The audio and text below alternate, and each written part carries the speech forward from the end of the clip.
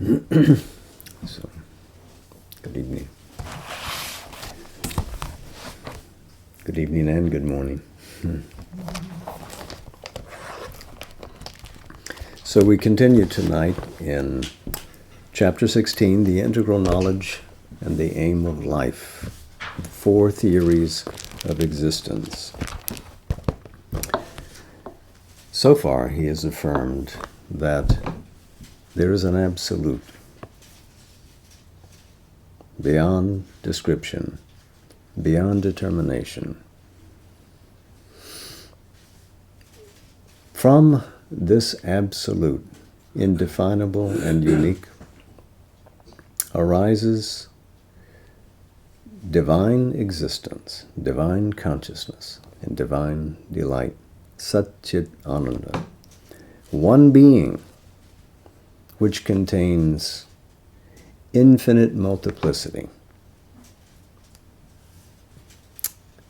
which is both personal and impersonal, and so swallows all theories of philosophies and religions into itself, because it is monistic, it is dualistic, it is both, it is neither. What can you say? You must experience it. But he asserts that this one being which emerges from that absolute is real. And that emerging truth, reality, exposes itself to the conditions of division, not by accident, but because of a deep purport that lies embedded in the cosmos, that there is a meaning to the world, and he intends to get to it through this examination of the various theories of existence. We'll look at first this upcoming summary, which will take him 4 to 5 pages to develop. And this is an excellent, succinct description of his philosophy that you read through the other 1,100 pages of this book. So you might want to remember that here is expressed powerfully and briefly. After that, he gets to the examination of these 4 theories of existence, arriving finally at an integrated view which is his own, which gives a significance to the aim of life, which carries us beyond what we have seen in religion and philosophy heretofore in the development of the world's thought and spiritual life. So, let's have a look. The manifestation of the being in our universe takes the shape of an involution, which is the starting point of an evolution. Matter, the nethermost stage; spirit, the summit. In the descent into involution, there can be distinguished 7 principles of manifested being, 7 gradations of the manifesting consciousness, of which we can get a perception or a concrete realization of their presence and immanence here, or a reflected experience. So these are the 7 worlds that he's described in earlier chapters. And here also he says we can get a perception or a concrete realization. Remember that to Sri Aurobindo, the source of a determinative knowledge is ultimately inner. It does not rely on external measurement. It has to be proven to the awakened consciousness. Devoid of prejudice, certainly, but it is consciousness which is the final arbiter when it comes to knowledge. The first 3, these are the worlds. The first 3 are the original and fundamental principles, and they form universal states of consciousness to which we can rise. When we do so, we can become aware of supreme planes or levels of fundamental manifestation or self-formulation of the spiritual reality in which is put in front the unity of the divine existence, the power of the divine consciousness, the bliss of the divine delight of existence, not concealed or disguised as here, for we can possess them in their full independent reality. So there above, Sat Chit Ananda. A fourth principle of supramental truth consciousness is associated with them. Manifesting unity in infinite multiplicity, it is the characteristic power of self-determination of the infinite. So, if Sat Chit Ananda are the three terms that we use to describe infinite existence, consciousness, and delight, they are expressed through this supramental consciousness. This quadruple power of the supreme existence, consciousness, and delight constitutes an upper hemisphere of manifestation based on the Spirit's eternal self-knowledge. Because remember, the supramental is associated with these three Sat Chit Ananda, so it's an extending power of distribution, harmonization, all within the scope of an inclusive oneness. So Sat Chit Ananda and Supermind form this upper quaternary, if you will.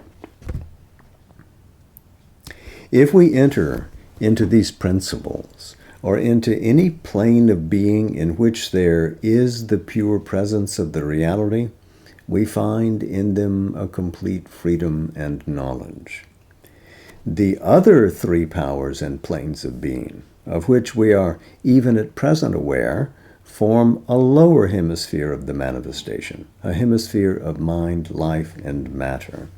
So above, complete freedom and knowledge if we live in Sat Chit Ananda, or the way that it understands and expresses itself, the supramental. When we descend into the lower hemisphere of the manifestation, we live in the planes of mind, life, and matter. And he says, these are in themselves powers of the superior principles. And let's pause, because we know that in earlier chapters, he's identified that the supreme existence, in a sense, hides itself, bases itself in matter. So matter is the inverse reflection here in this universe of supreme existence. That life is the manifestation of Chit Tapas, conscious power. That mind is itself a delegated power and light from the supermind. So everything that is here may be distorted and limited, but they are drawn from those higher principles and therefore carry those higher principles inside them, suggesting that they must manifest, since this is a universe of manifestation. So these are in themselves powers of the superior principles. But wherever they manifest in a separation from their spiritual sources, they undergo as a result a phenomenal lapse into a divided in place of the true undivided existence. This lapse, this separation, creates a state of limited knowledge exclusively concentrated on its own limited world order and oblivious of all that is behind it and of the underlying unity, a state, therefore, of cosmic and individual ignorance. So separation is the original cause of ignorance. When we ignore the unity that all is and believe that we only exist here, or that mind is the truth, matter is the truth, then we are separating ourselves from the largest possible picture, and in that we are ignoring it, hence ignorance. When we live in ignorance, then we don't get knowledge. We don't get bliss. We get instead confusion and we get suffering.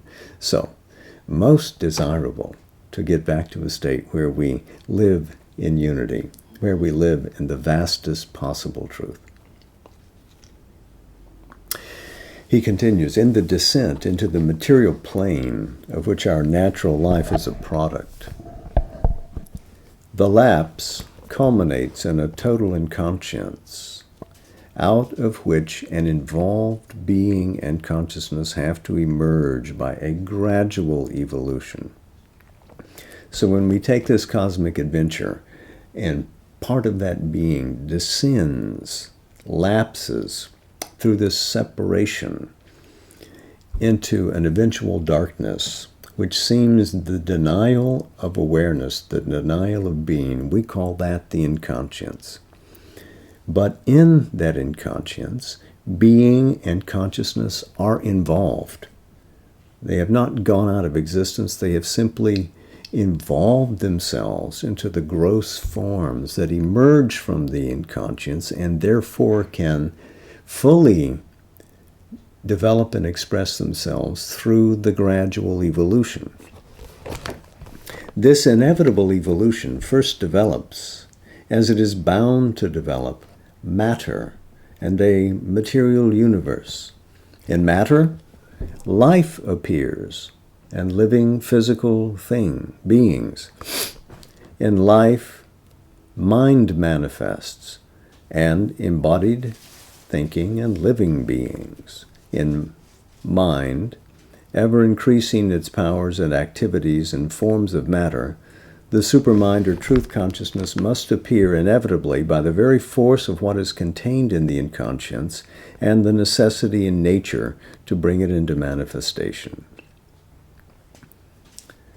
Supermind, appearing, manifests the spirit's self-knowledge and whole knowledge in a supramental living being, and must bring about by the same law, by an inherent necessity and inevitability, the dynamic manifestation here of the divine existence, consciousness, and delight of existence. It is this that is the significance of the plan and order of the terrestrial evolution. It is this necessity that must determine all its steps and degrees, its principle and its process. So the evolution begins, and it is an inevitable evolution. In matter, living forms develop. Mind manifests in these living forms, and eventually supermind must also manifest, because it is the nature of everything compressed in this evolution to reveal itself. And as it reveals itself, it will reveal Satchit Ananda in terms applicable and usable in the universe itself. So the cosmos must eventually evolve and effloresce into this wonderful picture which now we have no sense of. We cannot expect it because we live divided in ignorance. Mind, life, and matter are the realized powers of the evolution and well known to us. Supermind and the triune aspects of Satchit Ananda are the secret principles which are not yet put in front and have still to be realized in the forms of the manifestation, and we know them only by hints and a partial and fragmentary action, still not disengaged from the lower movement and therefore not easily recognizable. But their evolution, too, is part of the destiny of the soul in the becoming. There must be a realization and dynamization in earth life and in matter, not only of mind, but of all that is above it. All that has descended indeed, but is still concealed in earth life and matter. So these greater powers into which we will evolve, yes, have their homes above, but they are concealed and embedded within us as well. So what calls from above is within us here. Our theory of the integral knowledge admits mind as a creative principle, a power of the being, and assigns it its place in the manifestation. It similarly accepts life and matter as powers of the spirit, and in them also is a creative energy. But the view of things that makes mind the soul or the supreme creative principle, and the philosophies that assign to life or matter the same soul, reality, or predominance, are expressions of a half-truth and not the integral knowledge. It is true that when matter first emerges, it becomes the dominant principle. It seems to be, and is within its own field, the basis of all things, the constituent of all things, the end of all things. But matter itself is found to be a result of something that is not matter, of energy. And this energy cannot be something self-existent and acting in the void, but can turn out, and when deeply scrutinized, seems likely to turn out to be the action of a secret consciousness and being. When the spiritual knowledge and experience emerge, this becomes a certitude. It is seen that the creative energy in matter is a movement of the power of the spirit. Matter itself cannot be the original and ultimate reality. At the same time, the view that divorces matter and spirit and puts them as opposites is unacceptable. Matter is a form of spirit, a habitation of spirit, and here in matter itself there can be a realization of spirit.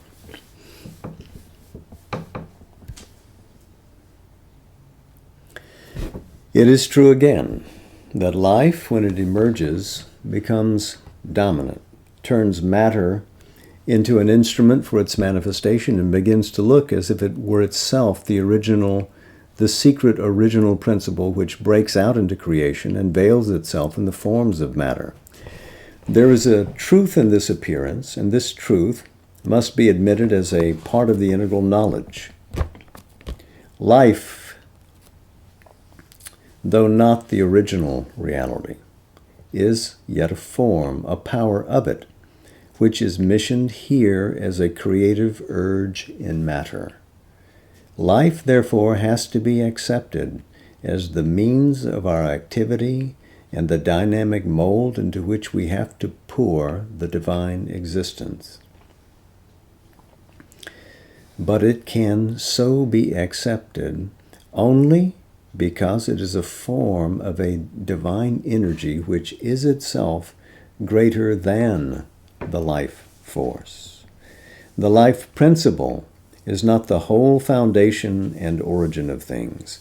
Its creative working cannot be perfected and sovereignly fulfilled, or even find its true movement, until it knows itself as an energy of the divine being, and elevates and subtilizes its action into a free channel for the outpourings of the superior nature.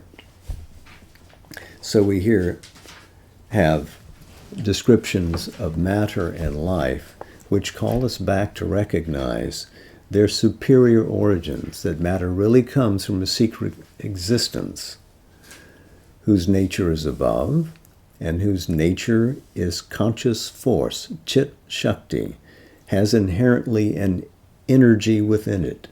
And even if it externalizes itself, its grossest form of this conscious energy is the material envelope in which we live and move, both individually and cosmically.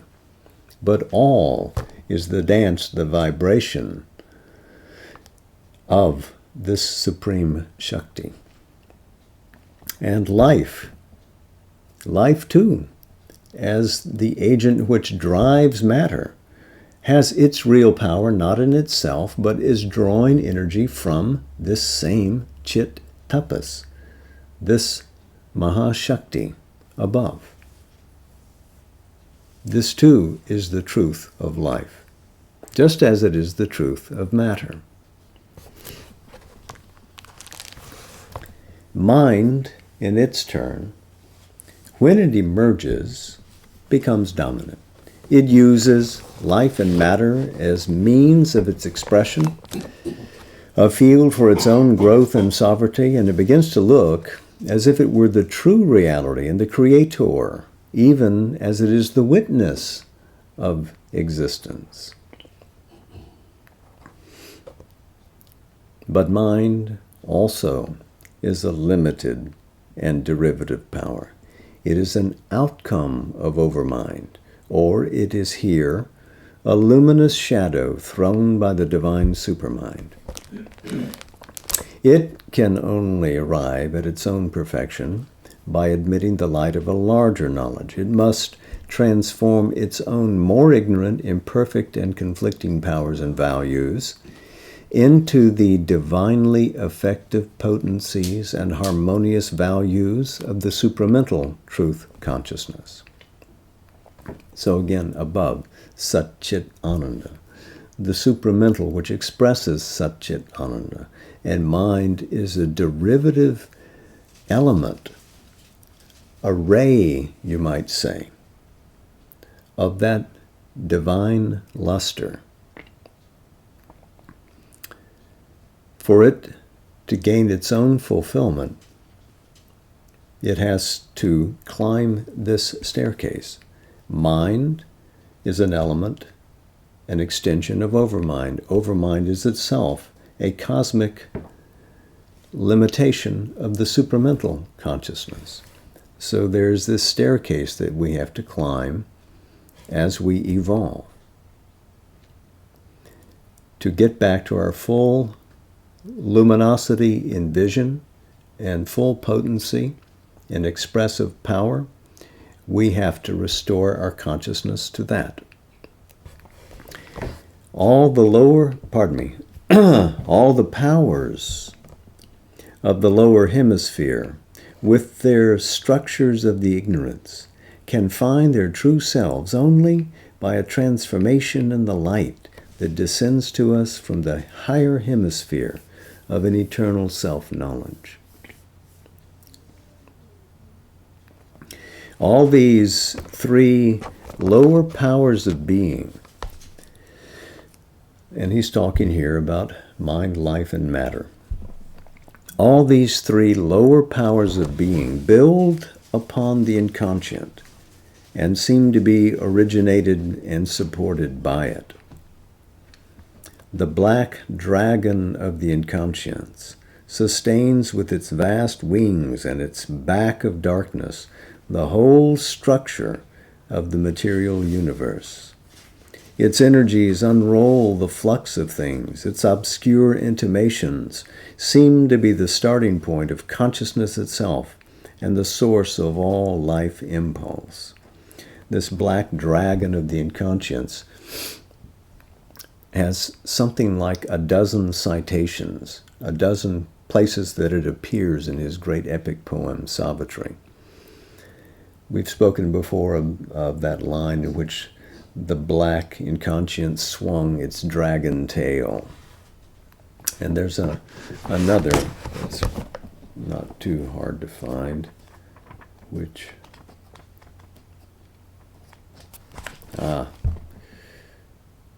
in the grandiose dream of which the world is made, in this gold dome on a black dragon base, the conscious force that acts in nature's breast, a dark-robed laborer in the cosmic scheme, carrying clay images of unborn ideas, executrix of the inevitable idea, hampered, enveloped by the hoops of fate, patient trustee of slow eternal time, absolves from hour to hour her secret charge. So this seems to be the source of things, this dark, cavernous submergence of supreme reality that we call the inconscient. But it is not. But from that, all energies emerge and evolve. So he continues, the inconscient, in consequence of this origination and predominance, is taken now by a certain line of inquiry as the real origin and creator. In other words, there was in the earlier part of the 20th century this idea among philosophers that this is where the universe begins. This was a cosmological perspective. It has indeed to be accepted that an inconscient force and inconscient substance are the starting point of the evolution. But it is a conscious spirit and not an inconscient being that is emerging in the evolution. So not the inconscient, but an embedded spirit comes out in this process. The inconscient and its primary works are penetrated by a succession of higher and higher powers of being and are made subject to consciousness so that its obstructions to the evolution, its circles of restriction are slowly broken, the python coils of its obscurity shot through by the arrows of the sun god, Greek mythology. So are the limitations of our material substance diminished until they can be transcended and mind, life, and body can be transformed through a possession of them by the greater law of divine consciousness, energy, and spirit. Now, he is just suggested here in a phrase, penetrated by a succession of higher and higher powers. He'll get to that more later, but he's suggesting here that it is the descent, the actual pressure from above on the sleeping powers below that cause them to emerge. So, for instance, a life pressure from above caused the sleeping power of life embedded in matter to emerge. And there was a nexus, a connection. Pressure from mind caused the latent mentality in life to emerge. It was there, but it needed that stimulation. So it's as if there are higher powers watching, waiting from above to reach down and wake up and install themselves in this form of matter and move in this world of life and advance and evolve.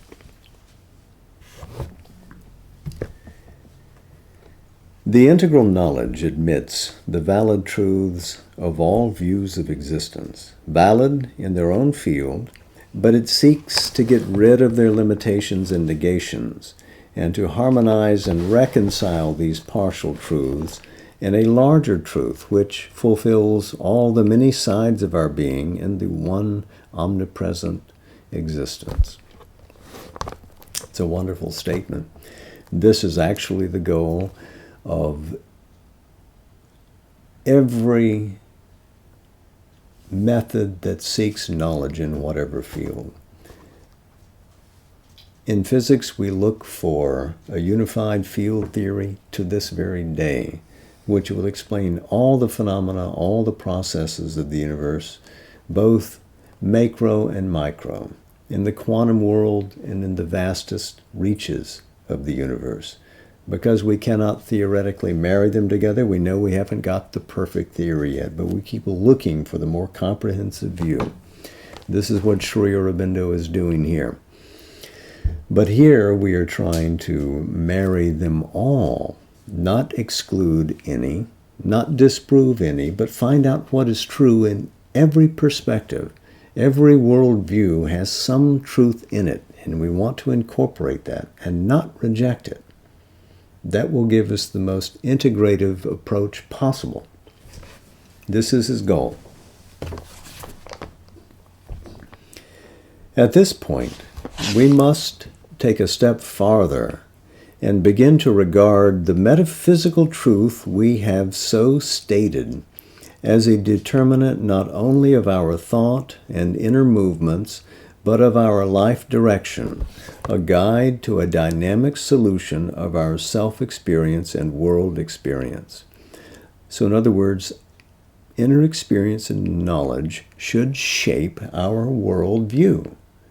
We have arrived at these perspectives based on reason, but more based on spiritual penetration, getting behind the appearance to the reality.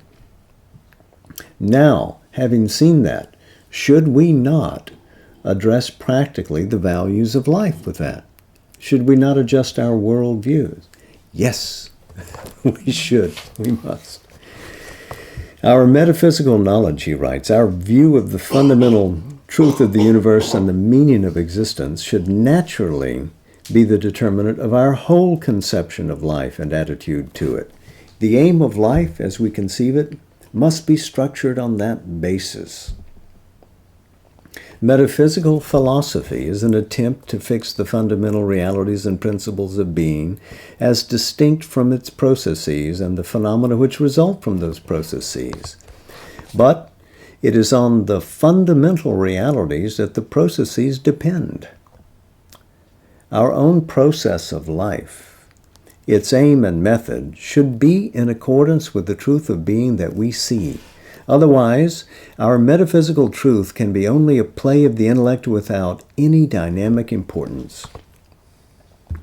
It is true that the intellect must seek after truth for its own sake, without any illegitimate interference of a preconceived idea of life utility. But still, the truth, once discovered, must be realizable in our inner being and our outer activities. If it is not, it may have an intellectual, but not an integral importance. A truth for the intellect, for our life, it would be no more than the solution of a thought puzzle or an abstract unreality or a dead letter. Truth of being must govern truth of life. It cannot be that the two have no relation or interdependence. The highest significance of life to us, the fundamental truth of existence, must be also the accepted meaning of our own living, our aim, our ideal.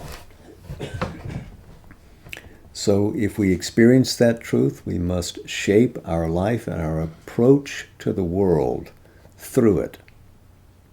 We must adjust. And now, that is the summary that he offers of his worldview and why we get to it. Now we're going to look at the 4 theories of existence which he depicts at the beginning of this chapter, embedded in those great Vedantic citations that he drew from the Brihad Aranyaka Upanishad, the Atharva Veda, the Rig Veda.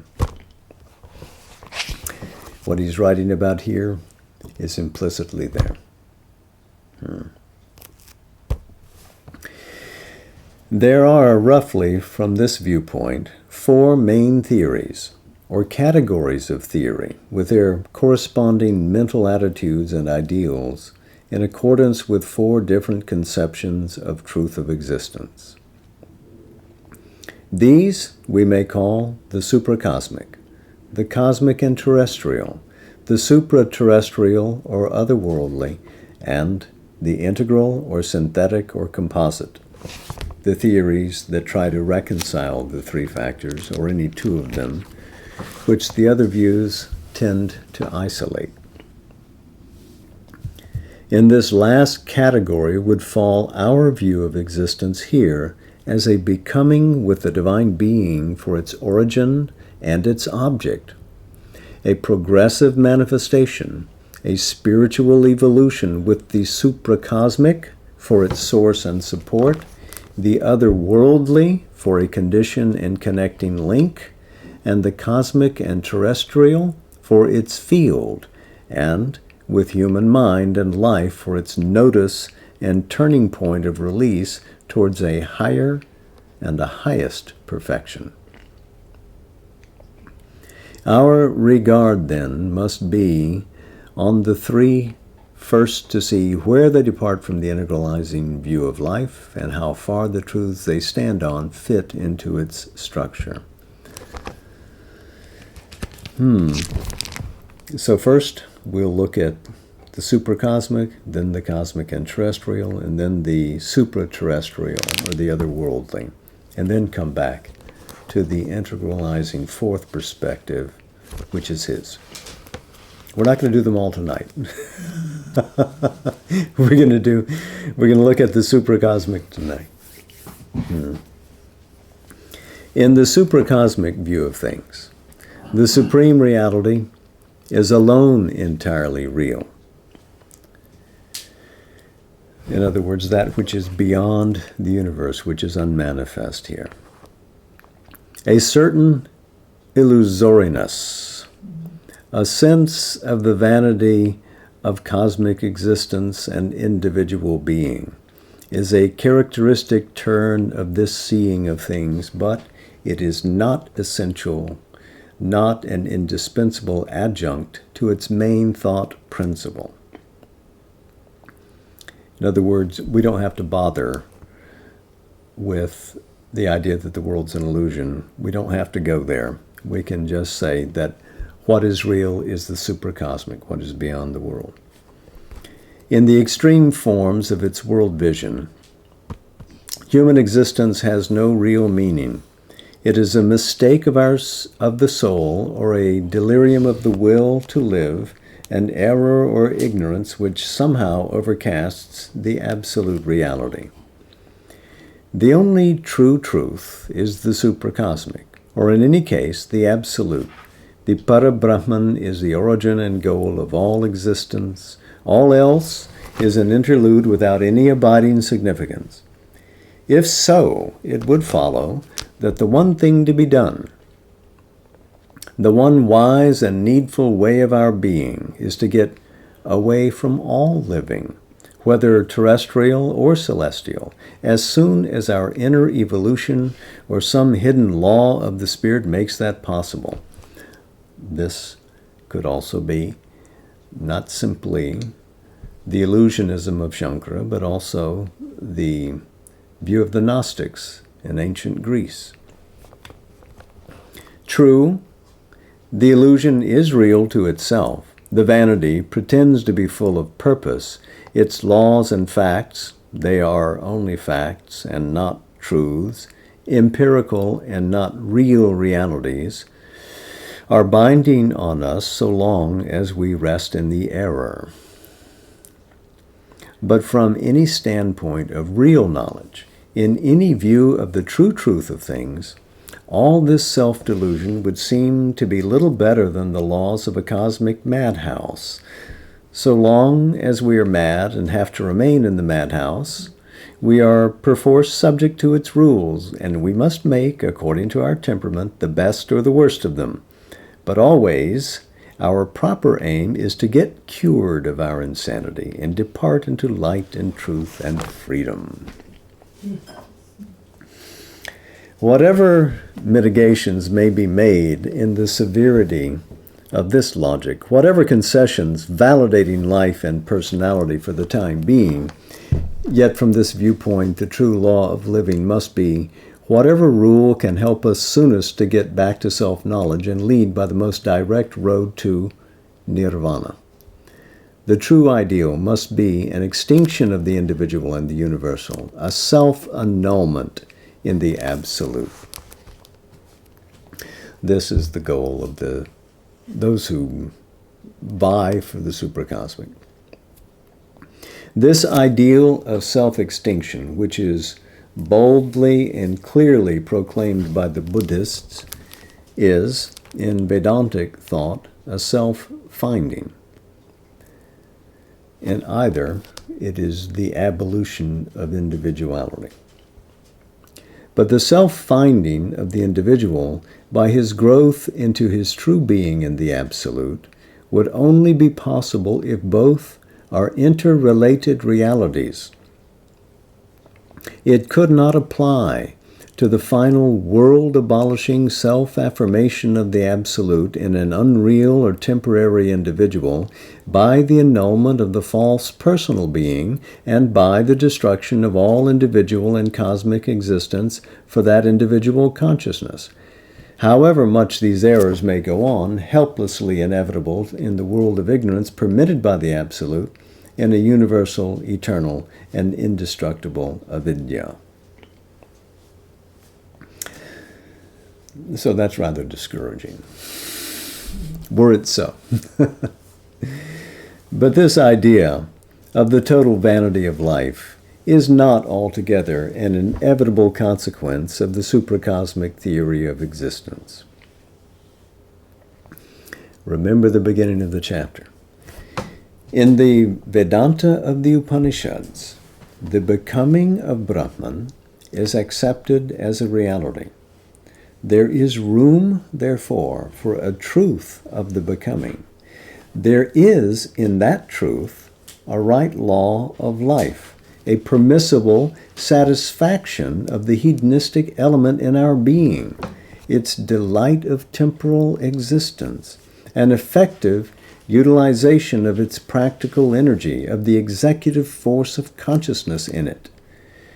But the truth and law of its temporal becoming once fulfilled, the soul has to turn back to its final self-realization, for its natural highest fulfillment is a release, a liberation into its original being, its eternal self, its timeless reality. There is a circle of becoming, starting from eternal being and ending in it, or from the point of view of the Supreme as a personal or superpersonal reality. There is a temporary play, a game of becoming and living in the universe. Here, evidently, there is no other significance of life than the will of the being to become, the will of consciousness and the urge of its force towards becoming, its delight of becoming. For the individual, when that is withdrawn from him or fulfilled in him and no longer active, the becoming ceases. But otherwise, the universe persists or always comes back into manifestation because the will to become is eternal and must be so, since it is the inherent will of an eternal existence. It may be said that one defect in this view of things is the absence of any fundamental reality of the individual, of any abiding value and significance of his natural or his spiritual activity. But it can be replied that this demand for a permanent personal significance, for a personal eternity, is an error of our ignorant surface consciousness. The individual is a temporary becoming of the being, and that is a quite sufficient value and significance. It may be added that in a pure or an absolute existence, there can be no values and significances. In the universe, values exist and are indispensable, but only as relative and temporary buildings. There can be no absolute values, no eternal and self-existent significances in a time structure. This sounds conclusive enough, and it seems that nothing more can be said about the matter, and yet the question remains over. For the stress on our individual being, the demand on it, the value put on individual perfection and salvation is too great to be dismissed as a device for a minor operation, the coiling and uncoiling of an insignificant spiral amid the vast circlings of the Eternal's becoming in the universe. So you can see that he is not going to accept even the Vedantic premise that yes, you can come from the supracosmic reality and enter into the world, and so long as you are there, enjoy it, but then eventually you must come back to it and expunge your individuality in that, because what use is individuality? You don't really exist.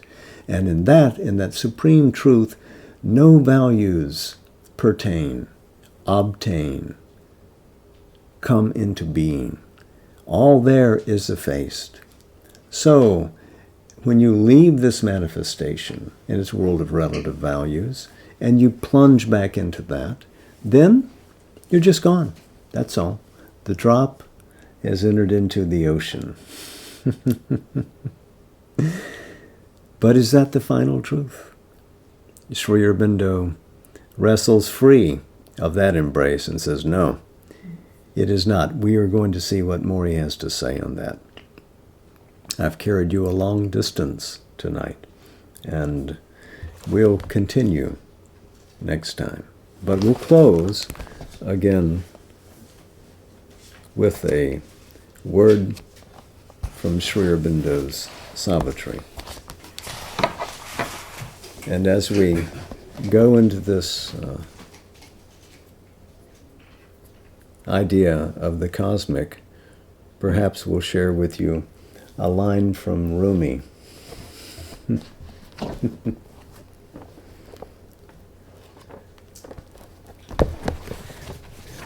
The section from Savitri is taken from Book 7, the Book of Yoga, Canto 6,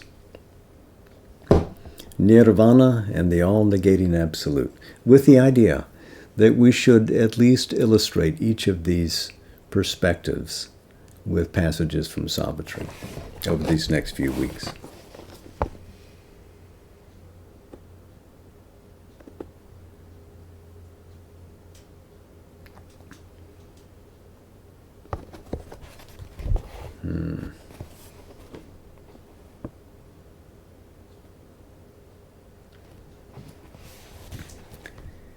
A formless liberation came on her.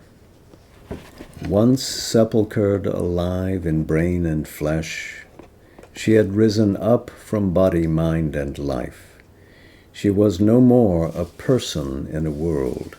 She had escaped into infinity. What once had been herself had disappeared. There was no frame of things, no figure of soul. A refugee from the domain of sense, evading the necessity of thought, delivered from knowledge and from ignorance, and rescued from the true and the untrue. She shared the superconscient's high retreat, beyond the self-born word, the nude idea, the first bare, solid ground of consciousness. Beings were not there. Existence had no place. There was no temptation of the joy to be. Unutterably effaced, no one and null, a vanishing vestige like a violet trace, a faint record merely of a self now past. She was a point in the unknowable. Only some last annulment now remained, annihilation's vague, indefinable step. A memory of being still was there, and kept her separate from nothingness. She was in that, but still became not that. This shadow of herself, so close to naught, could be again self's point d'appui to live, return out of the inconceivable, and be what some mysterious vast might choose, even as the unknowable decreed.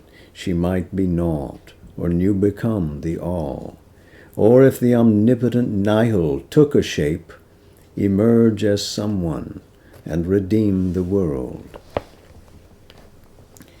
Even she might learn what the mystic cipher held, this seeming exit or closed end of all.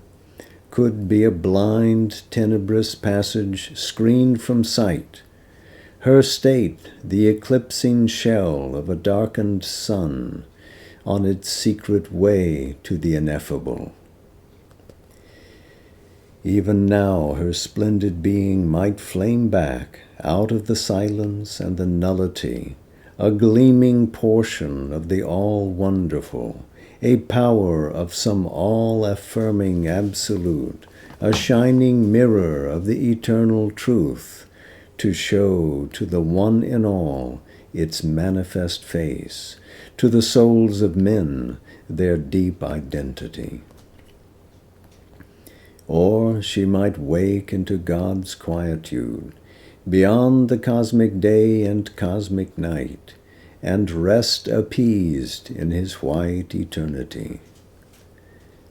But this was now unreal or remote, or covered in the mystic, fathomless blank.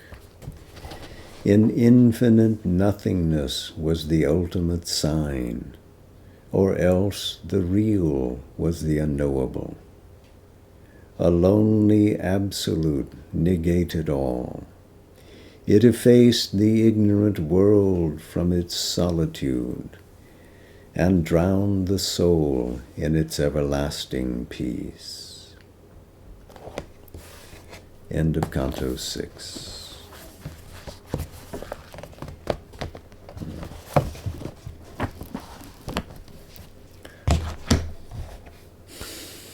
So, namaste.